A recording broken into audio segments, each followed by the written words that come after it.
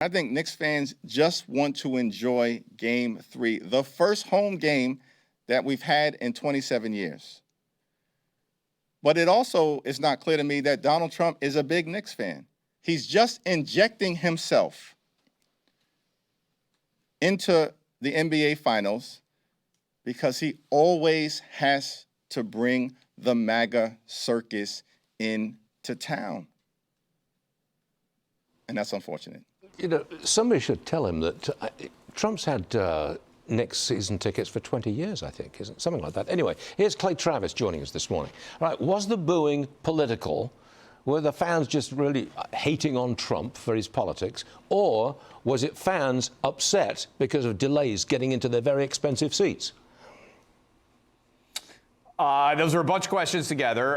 First of all, Adam Silver himself, the commissioner of the NBA, said that Trump is a big fan. So Hakeem Jeffries 100% wrong on that.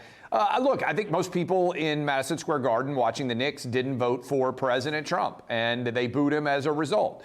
And some people cheered him. There was also a USA chant that broke out. But I give credit to Trump for going. And I love, as a huge sports fan, I think it makes the scene bigger, it makes the game larger when the president of the United States is there, whether it's a Super Bowl, whether it's a big college football game, big UFC fight like we're about to see, or the NBA Finals. That is the very first time that a president has ever attended an NBA Finals game. And I thought it was a great scene. Unfortunately, if you're a Knicks fan, their 13-game winning streak came to a close.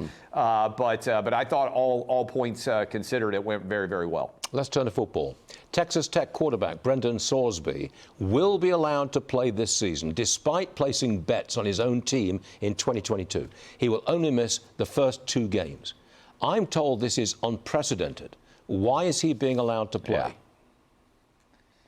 Because he happened to get the right judge in a federal district court that happens to be in close proximity to Texas Tech. And this is the problem with college athletics right now. We can't have a system of rules where individual judges can determine overall eligibility for local athletes that don't apply nationwide. I expect this decision will be overturned, but I think it speaks to why we need new rules sooner rather than later. The Senate and the House have both been trying to solve the issues that have arisen with college athletics in an NIL era, and I think this is emblematic, this court decision is, of why we have to have a fix put in place. What would be the normal penalty had it not been for a sympathetic judge? Well, he would never be able to play college athletics again, probably based on these gambling connections, and would be forced to seek employment in professional sports leagues. And I believe that is what should still happen here. I would be very surprised if Brendan Sorsby ends up playing this year. Last question. Do you think the Knicks can pull it off eventually? Yeah, they can. Look, Game 4 is going to be massive. They need to go up 3-1. If they were to lose in Madison Square Garden, every road team would have won the first 4. And I think you'd have to put the favor back in the Spurs' court. Knicks did not play particularly well in Game 3, missed a lot of shots that ordinarily they would have made.